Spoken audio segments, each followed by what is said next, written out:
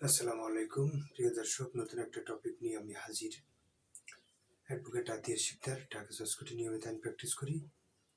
আজকে আমার আলোচনার বিষয় রায় দেওয়ার পরে বা ডিগ্রি দেওয়ার পরে আপনি কতদিনের মধ্যে আপিল করতে পারবেন বা কতদিনের মধ্যে আপিল করতে হবে। বিষয়টা জানাটা অত্যন্ত জরুরি। যাদের দেওয়ানি মামলা চলে তারা যদি বিষয়টা ভ্রূক্ষেপ না করেন তাহলে বড় ধরনের ক্ষতি হতে পারে। দেওয়ানি মামলা রায়ের পরে একটা দিন বড় ধরনের ক্ষতি হতে পারে। একটা দিন বিলম্ব আপনাকে ঝুঁকিতে ফেলতে পারে। এই কারণে আপনাকে এই বিষয়টা সচেতন অবশ্যই রাখতে হবে। ডিক্রি মানে কি? আমি ডিক্রি বিষয়ে যদি বলতে চাই, সেক্ষেত্রে ডিক্রি মানে কি একটু যদি সংজ্ঞা দিই তাহলে বলা যায়, যদি পক্ষগণের অধিকার চূড়ান্তভাবে নির্ধারণ করা হয় তাকে ডিক্রি বলা হয়। অর্থাৎ একটা মামলা হলো, মামলায় সাক্ষী হলো, যুক্তিতর্ক হলো, তারপরে রায় ঘোষণা করে। রায়ের পরে যদি কোনো পক্ষগণের অধিকার চূড়ান্তভাবে নির্ধারণ করে সেটাকে ডিক্রি বলা হয়। তো এই ডিক্রি সাধারণত প্রাথমিকও হতে পারে, চূড়ান্তও হতে পারে। প্রাথমিক কখন, চূড়ান্ত কখন? একটু যদি বলি, যদি আপিলের কোনো সিস্টেম থাকে বা আপিলের পর্যায়ে থাকে যে আর একটা স্টেজ আছে, আপিল করা যাবে, সেটাকে বলা হয় প্রাথমিক ডিক্রি।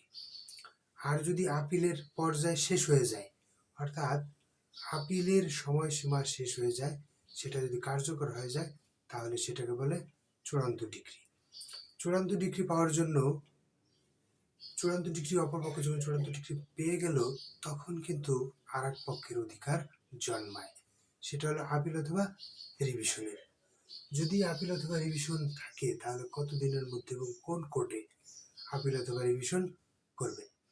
অ্যাকচুয়ালি আমরা সাধারণত মামলা করে থাকি সহকারী জজ, সিনিয়র সহকারী জজের আদালতে। এখন বর্তমানে সিভিল জাজের আদালতে মামলা করে থাকি।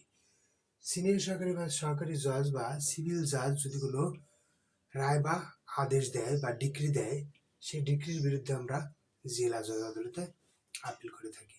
এই সময়সীমা 30 দিন। জেলা জজ যদি কোনো রায় বা ডিক্রি দেয় বা আদেশ দেয়, সেই ডিক্রির এগেইনস্টে আমরা আপিল করি হাইকোর্ট ডিভিশনে। এই আপিলটা হবে 90 দিনের মধ্যে। এটা তামাদি আইনে বলা আছে। এই সময়সীমার বাইরে যদি কেউ চেষ্টা করে যে আমি আপিল করব, তাহলে তাকে কিন্তু প্রতিটা দিনের জন্য যথেষ্ট কারণ দর্শাতে হবে যে আপনি একটা দিন কেন দেরি করেছেন। এই বিলম্বের সময়গুলো লিখতে হয়। যদি যুক্তিসঙ্গত বিলম্বর সময় ধার্য করতে না পারে, জমা দিতে না পারে, সেক্ষেত্রে কিন্তু অ্যালাউ নাও করতে পারে। সময় গণনা, কবে থেকে এই সময়টা গণনা শুরু হবে? যেদিন ডিক্রি দিল সেদিন থেকেই সময় গণনা শুরু হবে। তবে আপনি সার্টিফাইড কপি বা নকল পাওয়ার জন্য যে কয়দিন সময় ব্যয় হবে, সেই সময়টা কিন্তু আপনার গণনা থেকে বাদ দিতে হবে। এ কারণে আপনি ওই সময়টা বেঁচে যেতে পারবেন। সময় পেরিয়ে গেলে কি হবে, এটা গুরুত্বপূর্ণ টপিক। যদি জেলা জজ আদালতে 90 দিন অথবা হাইকোর্ট ডিভিশনে আসতে চাচ্ছেন, জেলা জজ আদালতে 30 দিন, হাইকোর্ট ডিভিশনে 90 দিন, এই সময়গুলোর বাহিরে যদি আপনি চলে যান তাহলে কিন্তু নিয়ম অনুযায়ী অ্যালাউ করবে না, আপিল অথবা রিভিশন অ্যালাউ করবে না। তবে আপনার করণীয় কি? আপনাকে যথেষ্ট কারণ দর্শাতে হবে।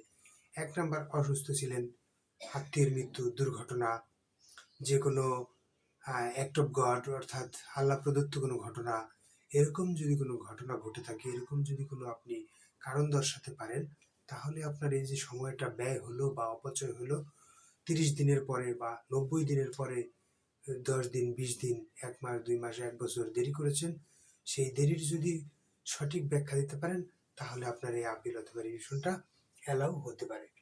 আপনার জন্য কি কি পরামর্শ থাকতে পারে? ডিক্রি হয়েছে বা রায় হয়েছে, রায় হয়েছে, ডিক্রি হয়েছে, সাথে সাথে আপনি সার্টিফাইড কপি তোলার জন্য আবেদন করে ফেলুন। 1। 2 নম্বরে, দ্রুত কোনো আইনজীবীর সাথে পরামর্শ করুন যাতে আপনার এটা দ্রুত নিষ্পত্তির লক্ষ্যে আপনি কাজ করতে পারেন।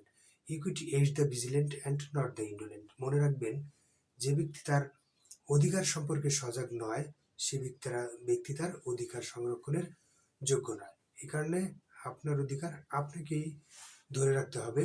ডিলে ডিফেক্টস ইকুইটি, বিলম্ব ন্যায়পরায়ণতাকে ব্যর্থ করে। আপনি বিলম্ব করবেন, আপনি বিচার থেকে বহির্ভূত হবেন।